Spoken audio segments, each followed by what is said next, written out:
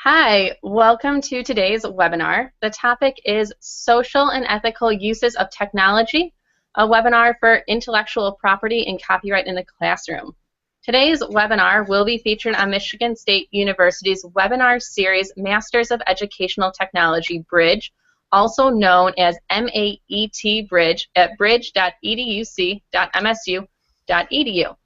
If you have any comments, you can follow us on Twitter at #MAETBridge, or you can use our Titan Pad, which is linked to the MAET Bridge website. Thank you all for being here. To our live viewers, please feel free to ask questions throughout the webinar.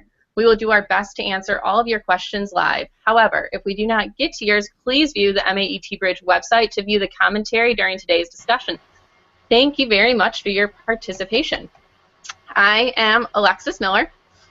We are all master's students at Michigan State University and the Educational Technology program. I teach 8th grade social studies at Parcells Middle School in Grosse Pointe, Michigan, but I have been teaching 6th grade social studies in Alexandria, Virginia for the past 4 years, and I will be the host for today's webinar. Next up, Kate McCallum. Hi, I'm Kate McCallum, and I'll be the co-moderator or host for this evening. I am a secondary education teacher, mostly all in high school. I teach several media classes in journalism. Obviously, I'm also a master's in technology student at MSU, and I advise several publications, including a newspaper and a live television broadcast as part of my media publications. Thanks, Kate. Renee, tell us about yourself. Hi, I'm Renee Giray. I teach middle school technology courses for St. John's Middle School. I will be coordinating the back channel and Twitter feed at the MAET Bridge for today's webinar. Awesome, thank you. And Lauren. Hi everyone, I'm Lauren Villaluz. I'm today's technological coordinator. I am a kindergarten through 8th grade Spanish and broadcasting teacher, and I also serve as the educational technology specialist at my building, which is St. Lawrence School in Utica, Michigan. Thank you, Lauren. All right, our guests today have varying professions. However, they both deal with intellectual property and copyright laws. Welcome to both of you, and we are really, really glad to have you here. Please provide us your first and last name and just a little bit of background. Jeremy Whiting. All right, hi, I'm Jeremy Whiting. I'm also a teacher. I teach at Ovid-Elsie High School, which is actually pretty close to where Renee teaches, a little north of Lansing. I'm primarily a broadcast and journalism teacher, so I teach audio and video production to students and journalism. So we produce the high school yearbook, the middle school yearbook, and a couple years ago we started an online news site as well. And then just last year we started a weekly news show, video news show, so a little bit of everything. Besides teaching, I'm also the current president of the Michigan Interscholastic Press Association, which is a statewide organization that supports high school journalism students and middle school journalism students throughout the state. We have conferences and workshops to help them increase their skills in reporting, in photography, design, video, basically everything that they need in order to tell stories to their audience professionally and ethically and legally. Awesome, thank you. And Kyle Dunbar.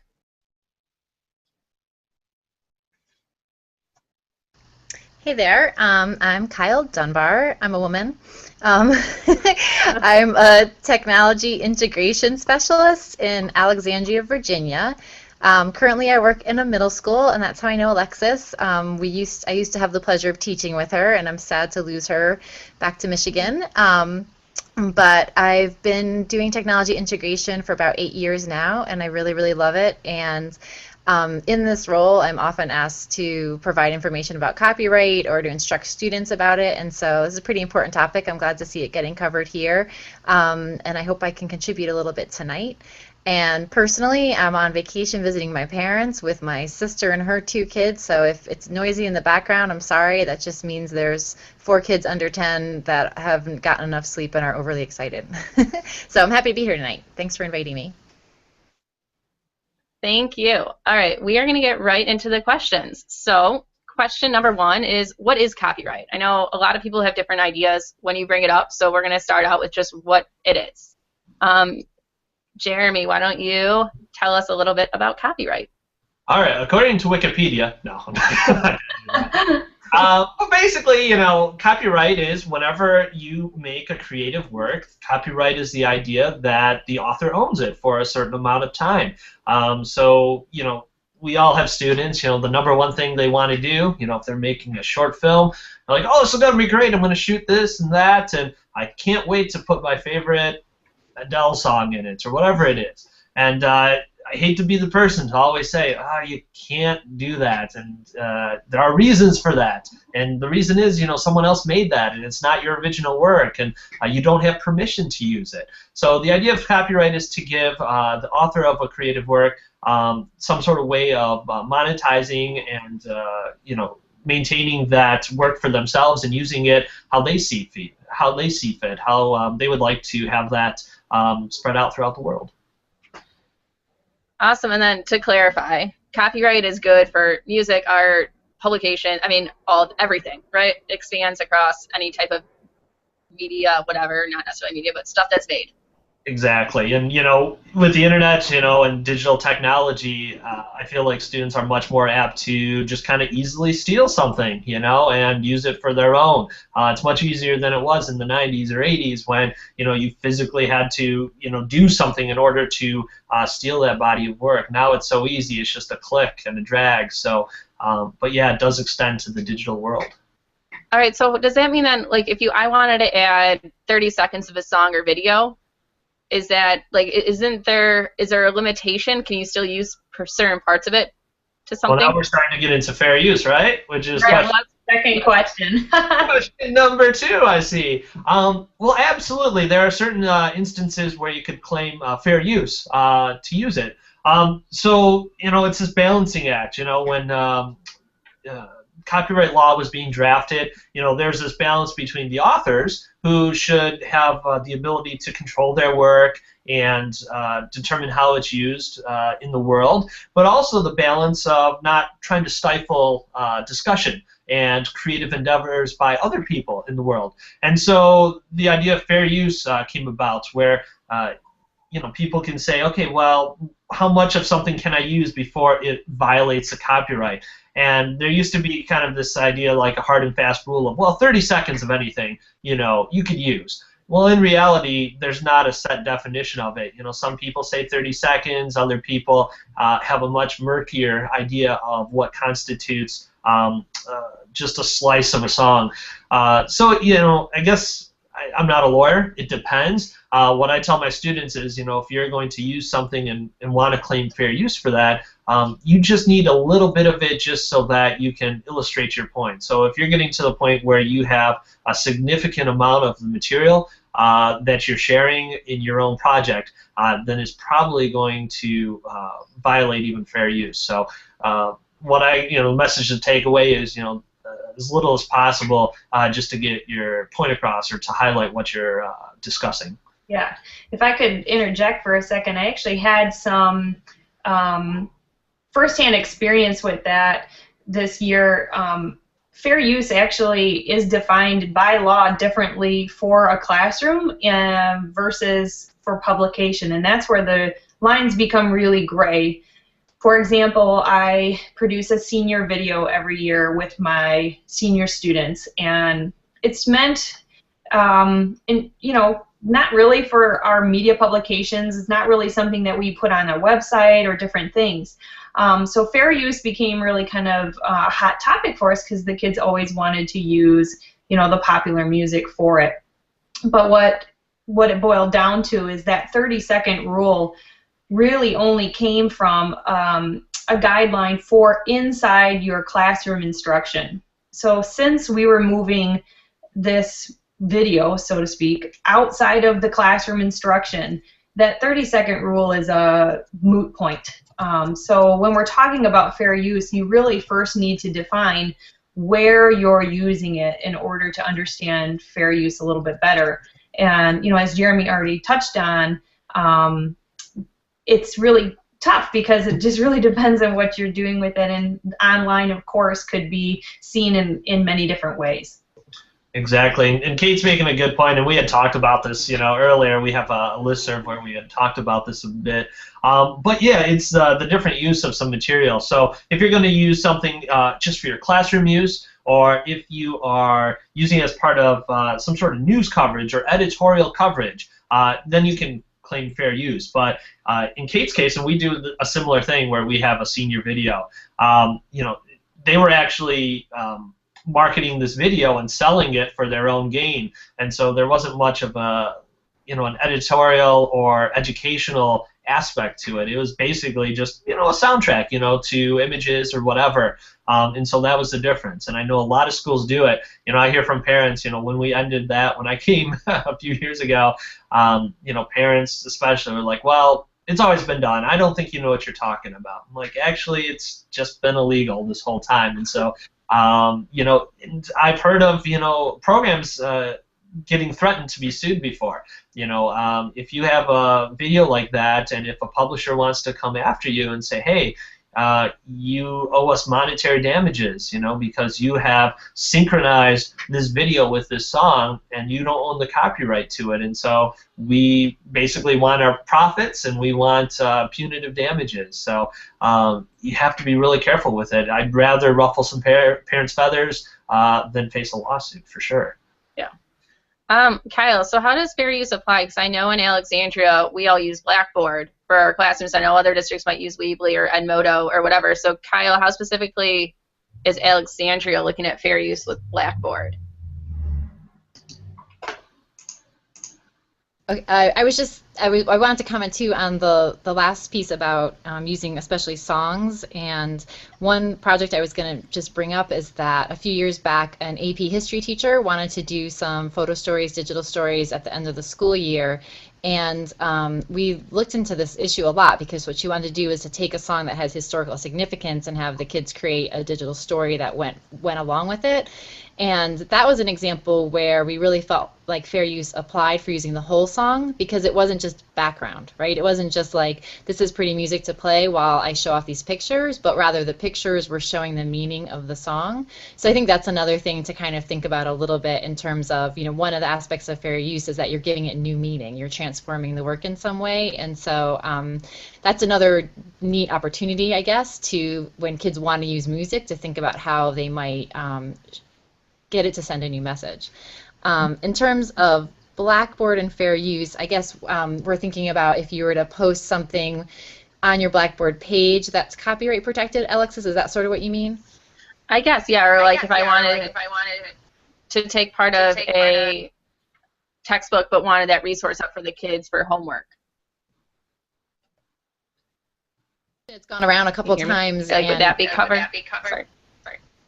Yeah, and so what we think is that anything that would normally be able to be provided a classroom set of, so in other words, if you're photocopying something and it's just a classroom set, you're not photocopying it for every single kid or photocopying it and selling it, that would be covered under Blackboard, since it's password protected and only your class is getting access to it. I think it's still pretty gray, though. I think it's something that we still have to be careful about and still have to consider carefully. But I think the idea of that versus, like, if you had a Google site and technically anyone could get to your Google site and you're posting, a chapter from a textbook, I would say that was clearly a violation. Whereas within the walls of Blackboard, it seems to be a little bit more protected. Okay. Yeah. So just to kind of clarify that idea. She's talking specifically about audience here, and Blackboard, even though it's a kind of a network, there is an audience, and she's saying password, so that would be a closed audience versus an open audience on a website, or in our case for the senior video, it's the distribution. So if you're making CDs or DVDs to pass out, now your distribution it's a large or a wide, who knows, audience. So we delved into this a lot because my principal was very stuck at first on the 30-second rule, and it's fine, we're only playing it for our auditorium, but then we also invite parents to see, and then how do we stop somebody from taking that off my Blackboard site, downloading it, and then sharing it to somebody else? So as Kyle was saying, it's still a really gray area. So even if it's a closed audience, it's not necessarily a sure thing. Yeah, I will interject too here. This question came up a few months ago when we were training our teachers at school for a new course management system we're going to be implementing this year called Schoology, similar to Edmodo, similar to Blackboard and Angel and those sites. And so one of the teachers asked, well, let's say I have a binder full of handouts and I always make copies and I use them in the classroom. Can I scan those in and provide those on the Schoology site? And so we were kind of thinking about it, and so we were starting to do some research. And of course, Schoology is password protected, just like Edmodo and Blackboard and stuff. And so only the students who are in the class have access to it. In short, there are two kind of exceptions where you can do it, and one obviously is fair use, which we already talked about a little bit. But the other is the TEACH Act, and it's an acronym which I don't know what it stands for. But there are specific guidelines for when you can post things online and when you can just use things in the classroom. In the classroom, it seems to be much more permissive. I know that one of the criteria for posting it online was that it had to be password protected. To me, it seemed like the criteria were still evolving a little bit. The information we found was a little sketchy, and so we just recommended to our teachers to do one of two things, for now at least. If they are going to be posting things on their online site, to either make sure it's fair use or in the it's copyright free, it's in the public domain, or it's a link to something that exists elsewhere on the web. It seems to be that if you link to something or embed it on your own website, you're not actually hosting it yourself. You're just linking to content that someone else has uploaded and provided. So you can make the case that even if it is up illegally, you're not the person who has uploaded that. You're not hosting it yourself. So those were the guidelines that I think are kind of conservative. I think there are definitely areas that you can do it, but just to simplify, and before it's really clarified for sure, that's what we were doing right now. But I thought Kyle brought up a really good point as far as that one goes, is just like best case scenario is to try to make something new. So copyright in and of itself, the word copy is key here. If you're copying something from somebody, it's usually not your original work. And as she said with her teacher, it would be better if you actually could take the ideas and make it new in some way. So instead of taking that handout and actually verbatim copying it and putting it on your Edmodo site, maybe just taking those ideas, pieces, using a citation, giving person credit for their work, but then making it new, somehow your own. Turning that into a video or making your own videos and putting it on your site instead. Exactly, and we were using the extreme example of, oh, can I post this movie online that I've been using, or I have a PDF of this textbook, that I have in class. Can I post that online? And so at that point we were like, you can't. And you can't, even though it is password protected, there's nothing stopping that student from downloading it to their computer and then reposting it. So the key is you have to take away that ability for them to be able to reshare it in some way or download it. It has to be for only that set amount of time that they're in the class. So there were a lot of, and ifs and buts in there, and so it was legalese. It was very tricky. So obviously, I think we can all agree that there's a lot of gray area here, and a lot of ifs, ands, and like, well, in this case, and with this and that. So how do we make sure, for question 3, how can we make sure students know the rules of copyright? How do we get this gray area and transfer it over to our students? Why don't we do, Kyle, if you have anything to say to that one with question 3 for how students can know copyright.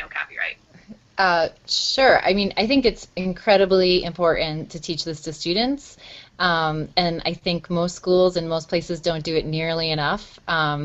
And if I had my way, it would be a mandatory lesson every year that every student had, as well as embedded into class projects and things that students are asked to do. Because we all know that when we teach something in isolation, they might find it interesting, they might complete the assignment, but when it comes to actually doing something themselves, they're going to kind of do whatever they want. But if every time you assign something, you remind students that they cannot use copyright material, or that they need to cite their sources, or they need to request permission if they're doing things, that would make a huge difference in helping students understand how serious this is. And I also just think as teachers we need to model it more. I mean, I know that when I look at teachers' handouts or teachers' presentations, whether it's Prezi or PowerPoint or something else, that very rarely do I see them citing where they've gotten their images from, or even indicating the fact that this work has come from somewhere else. So I think direct instruction is key, but I also think modeling on the part of teachers is really important. Good point. I definitely need to be better about that. Jeremy and Kate, both of you guys obviously experience this every day with your students being journalism. So Kate, what do you do? Well, probably the strongest thing I could recommend for teachers is actually saying no. And that probably is the hardest thing, and it was a really difficult thing for me, transitioning from my first few years of teaching up until now. I used to always want them to get excited, and I thought, if I took away those strong images or letting them use that popular music or, different things of that sort, then, they're not going to be excited. They're not going to be able to produce the same quality of work. And that's really just not true after doing both for a while. One thing that has been really fascinating is when we started using images and wanting to cover stories on our website. So we cover, of course, and take our own pictures for things going on in our school, but we also like to keep up with, community news and things going on in Michigan and even national things. And that's where it's tricky, because they're like, oh, I found, a story, and I'm actually linking to this other story, so I'm giving them credit and I'm citing them, but can I just, embed their picture on my post? And long story short, I've just been saying no. And what I found was, even though that's a gray area, and we probably, somebody's probably not going to come back to our website and be like, I'm going to sue you for sharing my article or sharing my picture. Long story short, we didn't take the picture. We don't officially have any permission to use that picture. Technologically, we can do it, clearly. But what I found is they've made real strides in a creative sense in figuring out something else to put there instead, which I don't think I would have gotten to if I hadn't said no in the first place.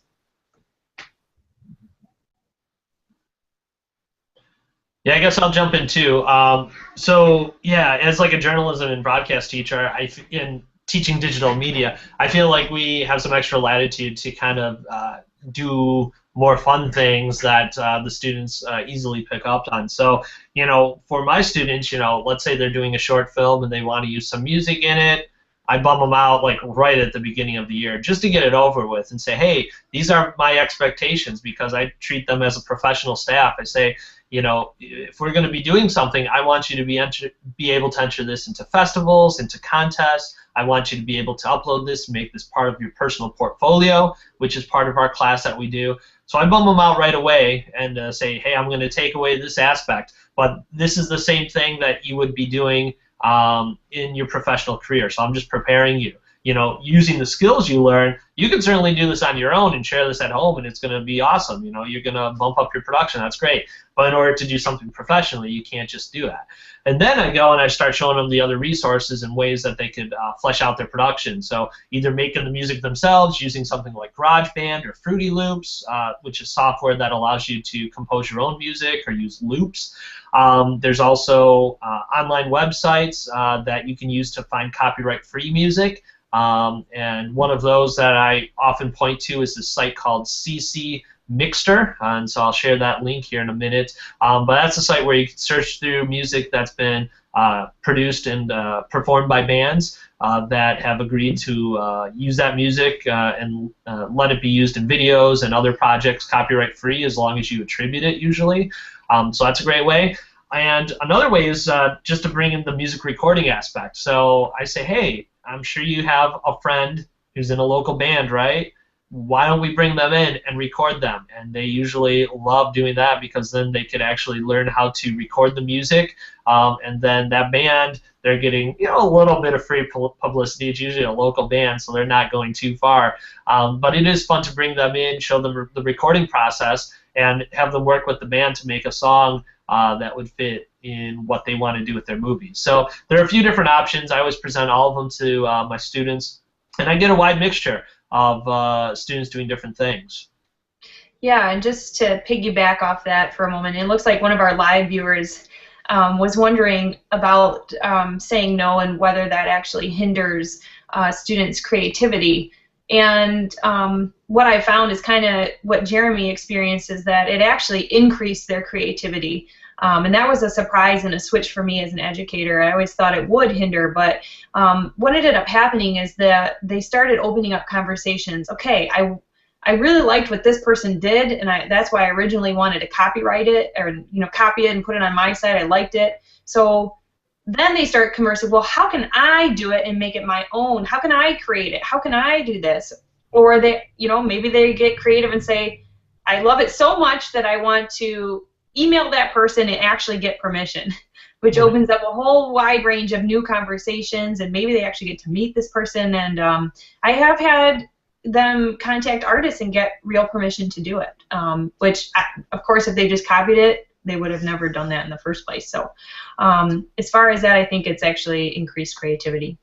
Exactly. And, how often do you give an assignment to a student and it's like, pretty open, like, I would give an assignment, just make, a public service announcement. Let's see what you come up with.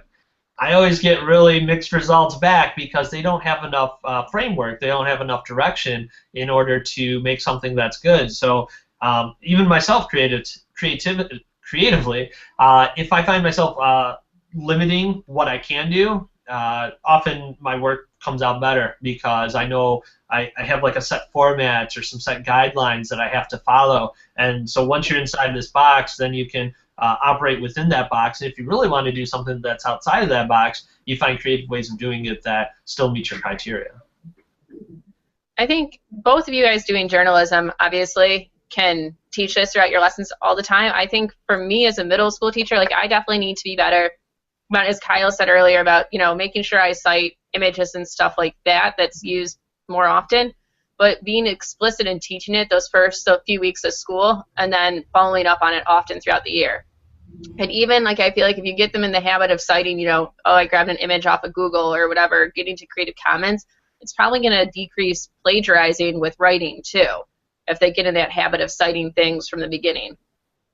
And I think one other thing is it's really helpful if you can get your staff or library personnel or administration, or hopefully all of them, on board with the same message, because nothing's worse than having that mixed message at school. You become known as the mean teacher who won't let you do that when, oh, I could do that in Mrs. Blah, blah, blah's class, and it's not a problem, and she doesn't care. Why do you have to care? And in reality, everyone should care. Everyone should be sending the same message. So, of course, they'll want to play you off against each other. So it's really helpful if, you can get everyone to buy into the proper way of doing things like that. Yeah, and that is probably a huge, that's one of my biggest challenges. I teach usually a college prep English course as well, so obviously the focus is slightly different than my media courses. And one of my most fascinating things is that one of the major requirements is for them to be able to create a digital presentation. So like a Prezi or a PowerPoint, and then, orally be able to speak. And, they're seniors, so they should be at this advanced level. And even the seniors haven't really had a lot of experience using those citations with any images or any of the sources that they're using. The only thing that I've found usually they have experience with is throwing some URLs at the end of the PowerPoint or at the end of the Prezi. And in the professional world, that's just not how it really works. So it's really kind of this gap that we have between, different, different segments of school. It's a no-brainer for us in the journalism and media world, but it's really fascinating when you switch over to English or a different subject. Mm-hmm. As I say, Kyle, you've worked with elementary, middle school, and high schools. I know you go around to all of them. How do you see this being addressed in the different age levels? Or do you see it being addressed, I guess?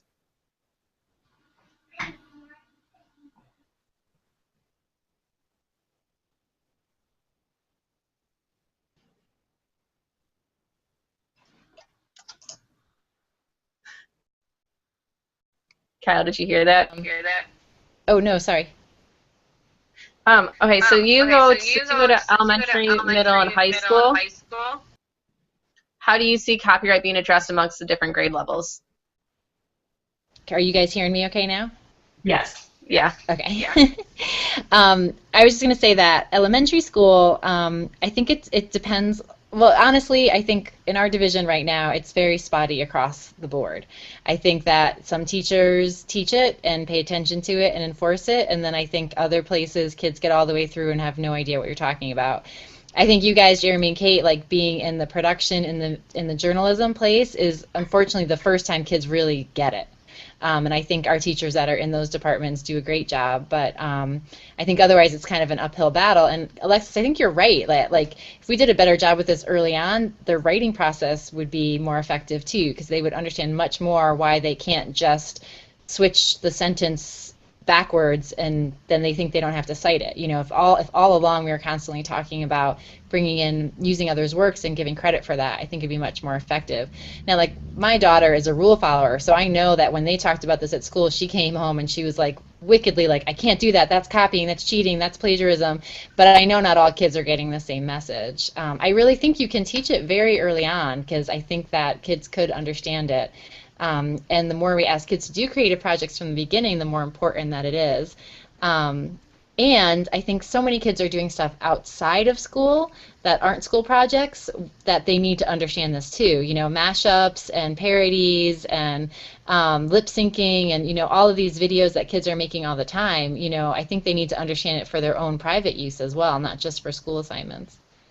And piggybacking on that real quick, I think it's another thing that I hear from students like, oh yeah, you know, the latest mashup or whatever, it's on YouTube. I use this music in YouTube. It's not taken down. What's going on with that? So then it becomes a good discussion about licensing and how you know, some of the major music labels have worked with YouTube in order to allow that sort of thing because they've come to realize that it's great promotion, you know, to have their music used and really promoted by a lot of people, and it increases their sales. So they've actually granted license to YouTube in order to use it. So it's not that you're just putting it up free and no one's calling you on it. It's actually still licensed, but you're actually, in that case, helping out record labels sell more songs. So just being thoughtful about how your own creative work then is being used and what sort of messages you're sending in order by using that same material. That's a really good point. Yeah, and one really strong piece to continue that conversation there is that there is sort of a real aspect, and Kyle brought this up originally, saying if we started in the younger grades, and one of the big disconnects between programs like journalism and media is that everything right off the bat is meant to be public. It's meant to be published. So copyright is always at the forefront because, you know, it's an open forum, so to speak. And I think teachers with technology was just really kind of fun and exciting, are finding ways to be able to do that in all grade levels for all subjects, a way to actually produce real work like we do in the professional world and we do as adults, and to mimic that and start being able to actually produce real work, you know, instead of just having you write a little paragraph or a paper to turn in to your teacher only, to actually produce it for something bigger than that is super exciting with technology and actually pushes copyright much further into the forefront at a young age. I just wanted to jump in there for a second. Definitely. I think, too, with the young age, and I see that somebody asked a question for citing at the elementary level, and then Kate and Jeremy, correct me if I'm wrong, I mean, I feel like Created By is a good start, maybe for like first or second grade, but you can do graphic, or, you know, like a really simple graphic organizer even, where it says, okay, title, author, published, where it's in there for them and they don't have to put it in the correct format, but then they're doing it. But I think I don't know, my personal opinion would just be like created by would be a good way to start for like that first grade level. So at least they're getting in the habit of citing something or created by in the title. Alexis, I think you're exactly right. And, you know, really it becomes a moot point if it's not published. And so at the elementary school level, really, you know, I think most teachers aren't going to be publishing this work on some sort of open platform besides sharing it with parents. So if you're not sharing this with anyone, it doesn't matter if you're following copyright or not legally. But you know, it is great to get those young kids in the habit of learning where their source material comes from, where it's cited from, and working that into their new work so that when they are at the middle school and high school level and they're producing things that can be shared with a wider audience, they're doing it in the correct way and they're more receptive to it. Well, yeah, one of our live viewers is asking at the elementary level if teachers should use just say the words created by. Is that enough? So I'll throw that in the mix. Right. You know, and again, that's what I think. You know, if it's not being shared, you know, no one's going to see it but the students and the parents and the teacher. So yeah, I think it's absolutely great to be having that. You know, copyright identification in there might not be the right way, but just the thoughtfulness of where it came from. I think that's important to teach at a young age, and then when they get to middle school, then they can start seeing the rationale behind it and how to do it properly. Yeah, let's go.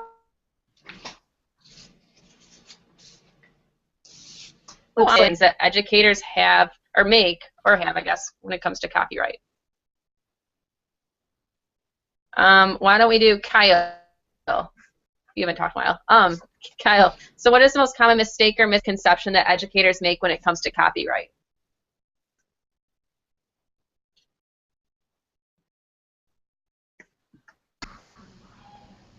Am I on? Yeah. Okay, cool. Yep. I was just going to say, I think the most common thing is that teachers interpret fair use as meaning they can do whatever they want. If it's educational, I can do whatever I want, it's fine, I'm covered. And, you know, they really, I feel like, don't understand that they have a more important role to play than that. All right, I would definitely agree with that. I think even when I was just sitting preparing for this webinar, friends would walk in and they were like, oh, well, it's fair use. You can do whatever you want. Even just, you know, in the midst of me, like, researching stuff for this, I had a bunch of people that were like, what? Like, it's education. Do whatever you want with it. And I think that's definitely a misconception amongst the whole public. Yeah, I totally agree. You know, when you see, you know, especially when you're maybe just finding out about this information, you're going to make a change. You know, and you've been doing things differently all along, and other teachers, you know, just say fair use. It's a big argument, and you hear it over and over and over from teachers. And they're telling that to the students, too, and they're presenting it as fact. Like, oh, nope, you can do this. It's fair use. Don't worry. It's educational.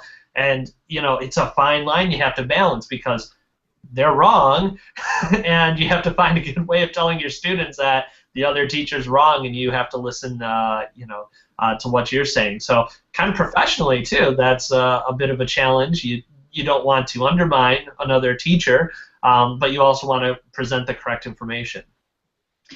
I should just also add the importance of your administrators in your community on this one, too. I had some firsthand experience with that because, again, the nature of our senior project involved all of those parties, and I was amazed. The kids were much more on board, and it actually was the other crowd that had a really difficult time with it. And my favorite misconception was that 30-second rule. At one point, one of my administrators suggested just, you know, using 30 seconds of whatever song you want, as long as it's 30 seconds. So usually we have a 20-minute senior project, so you can imagine how many 30-second clips that would be. So beyond that point, it's still a misconception that 30-second rule, when it's outside of the classroom, does not apply. And I knew that. It's not a rule either. It's not even a rule. So it was fascinating, but but no matter what, he didn't believe me. So we called some of the community members who happened to run some of the web companies in the local area and said, what do you create websites and you do this stuff all the time. What can we do this? And they agreed. Yes, 30-second rule. So not only was the administration misinformed and the community was misinformed, and it's not that they were completely wrong. It's just it's evolved over time since that was in place a while ago. And again, the fair use was different in a different medium. It almost sounds like like a professional development in August, on those like teacher work days, like not a whole day one, but a realistically one that's done well on copyright and fair use for staff would be really effective, because then everybody would be on the same page from the beginning of the year. Like that would actually be a quality use of time. Mm-hmm. But we only have about 10 minutes until we're going to get to more questions from our live viewers. So I'm going to go on to the next question, which is, what are some resources available for teachers and students to obtain copyright-free materials? Kyle, why don't we start with you, and if you would give us, 2 or 3, and then we'll move over to Jeremy and then Kate. So why don't I start with images, because I'm thinking Jeremy and Kate might be able to work with music or some other things. But one thing that a lot of people don't know, and I'm sure everyone on this webinar does know, but if you go into Google Images, there is an advanced search option that allows you to change the usage rights. And so that's one of the first things I always show students when I'm in a classroom, and I show teachers whenever I'm doing a workshop, so that just to show them that a tool they use all the time, Google Images, has this built-in feature that allows them to choose things that are available for non-commercial use. And so right there, it's a quick little lesson to have them even thinking about copyright. And I often will show them just how many pictures still come up, and that you still can find the kind of images that you're looking for. So that's like my first go-to, because I think it's using a tool everyone's already using. And I think if we want people to be more thoughtful about copyright, we have to start with where they are. For myself, I also use Morgfile a lot. So it's MORGUEFILE, and they have great images there too. I can often find something I'm looking for there. A lot of you probably know Pix at Tech for Learning. That's great for especially elementary. There's loads of animal pictures there and things like that that are all copyright free. And then I think creativecommons.org is also great, because it links you to other places where you can get pictures, and it also just provides information for yourself, that if you're posting images or you're posting things that you've created, how you can set your own Creative Commons license, and that you can kind of manage a little bit how your own work gets used. And then just to echo what Kate and Jeremy have already been saying, is that when I do workshops with teachers or I do projects with kids, I always say, like, you can use your own pictures. Draw a picture, take a picture with your phone, and put that in your work. Or go onto a drawing app on the iPad and draw what you want to say, and then take a screenshot of that. So for images, those would be like my go-to spots. Awesome, thank you. I'd like to ask maybe on what Kyle said for the images, and maybe Jeremy, you can comment on this too. What do you think about the Wiki Commons? I've had some students for images want to use the Wiki Commons, and right off the bat I'm always thinking, okay, well, that's a sort of common space, it's a shareable, but my question, I'm not sure if anybody else is familiar with these, is that students can still grab them, like somebody can put it on Wiki Commons from Google. So like I can take an image and then put it on there, but it wasn't really my image to start with. So what do you guys think? I've had a hard time, because some of them are great. It is an open platform technically, but if they were put there, can you look back and find the original licensing for it on Wiki Commons? What do you think, Jeremy? I don't know. It's a bad idea in my mind, just because you don't know for sure where that image came from. And so unless you can be sure of who actually produced that image, or who is at least taking credit for it, and to the best of your knowledge that is the true and correct author, then it's not much different than just pulling an image off of Google image search. Even though people are saying that it might be copyright free or in the Creative Commons, like you said, people just pull stuff off of Google image search and upload it there. So if you have a doubt at all, you know, it wouldn't be something that I would run with, and I would steer my students away from it for sure. Yeah, I should clarify too. There is a difference between citing the image, like telling people where you got it from, and actually using a copyright-free image.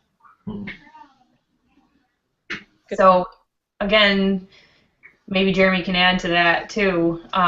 It's a tough one, and as an educated, as a teacher, you need to be clear. Are you asking students to actually, use copyright-free images, or are you asking them just to give credit? And really being able to answer yourself why. Right. Well, if they have to have permission to use it. And so that's what it comes down to. So crediting something is not good enough. They need to make sure that they have actual permission to use it. So that's why I really like Creative Commons. So, if you haven't heard of Creative Commons, it's this great platform where you can attribute a license to your work that you produce, whether it's a photo or music or whatever, and then people can use it in different ways depending on those permissions that you set. Most of them, that you would want to use are basically you could use the image for a variety of things as long as you cite who created that image. So whether it's a username or a person's full name or whatever, with a link back to the original work or the artist's website or portfolio, then it's great to use. So I kind of explain it to my students in that way. And it all just comes back to making sure you know the source of your work, and like also what we were talking about earlier, if you are able to make your own work, that's going to be a lot better because you know for sure where that came from, or if you make it in a group or something like that. So it's all about being able to honestly, trace it back to the source and know you have permission to use it. Some of the ones that I use with my students, I already talked about CC Mixter. That link is dig.ccmixter.org, and so that's basically a search engine that allows you to search through the Creative Commons for music and videos and stuff like that that you can use in your work. Another great website or series of websites, family of websites, are government websites. So if you're doing a project where an image that the government has produced in some capacity would benefit you, the images from the government that the government has created, like these great historical photos and pictures of the president, those are all in the public domain. So again, as long as you cite it, you're able to legally use that in your creative work. There are also other websites that you pay for, either as a subscription or as a one-time fee, and they give you access to production music or images, videos, things like that. So we do have subscriptions to a couple websites that allow us to use some of that content, and obviously that's not helpful if you're not doing audio or video production, but the one that we use, it's like $100 a year, is videoblocks.com.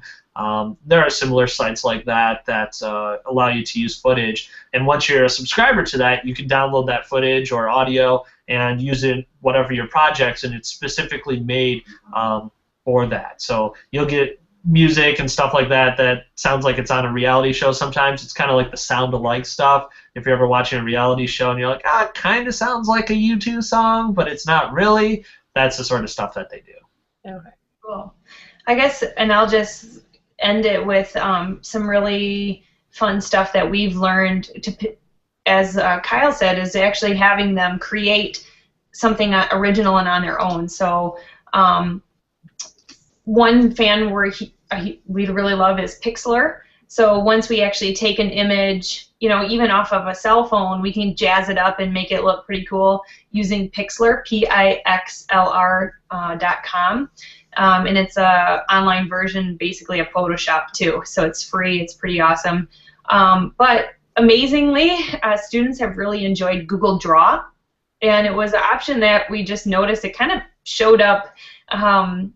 It's just like Google Docs. If you, instead of creating a Google Doc, you scroll down and you'll see Google Drawing is there too.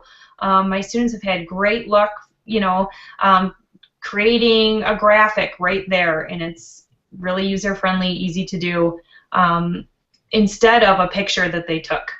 So that's kind of a different way to tell a story, is just through a graphic that they create. One other neat sort of more statistical one is Infogram, infogr.am. And again, they kind of just register, and it allows them to make really neat charts and graphs, and they have even like pictorials and word clouds and all kinds of fun graphical ways of displaying information that you can post and embed just like you would a picture. So we really like those in a creative way, and have found some really different ways to display information versus using a picture. Mm-hmm. All right. Can you guys hear me just fine? Oh, yeah. Okay. I just got a thing saying my network was having issues, but that's fine. So I think a good point that Kate brought up at the beginning was that even if it is like free write Creative Commons, you can use it, you still need to cite it.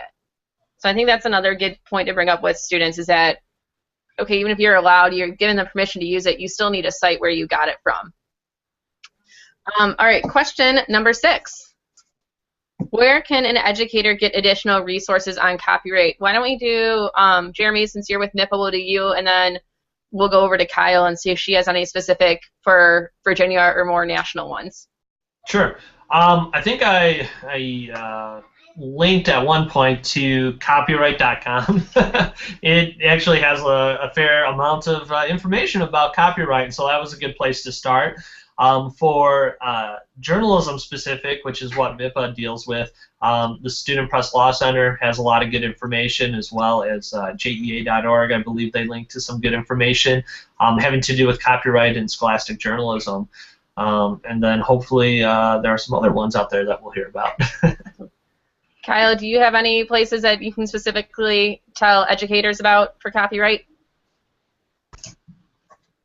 One of the sites I love for all digital citizenship topics is commonsensemedia.org. And what's nice about Common Sense Media is that they have lesson plans.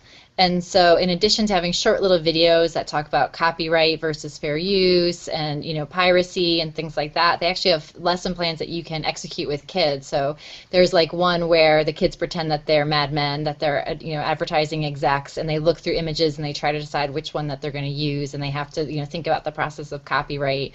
There's another one that we did with our 7th graders this year where they watch a parody of Mary Poppins, and so talk about how using, it's called Scary Mary, maybe you've seen it, and so it's, you know, talking about, you know, looking at that and what pieces they can use from there.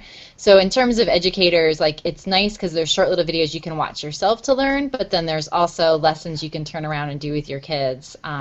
It's also a great site for many other things, but I really like that.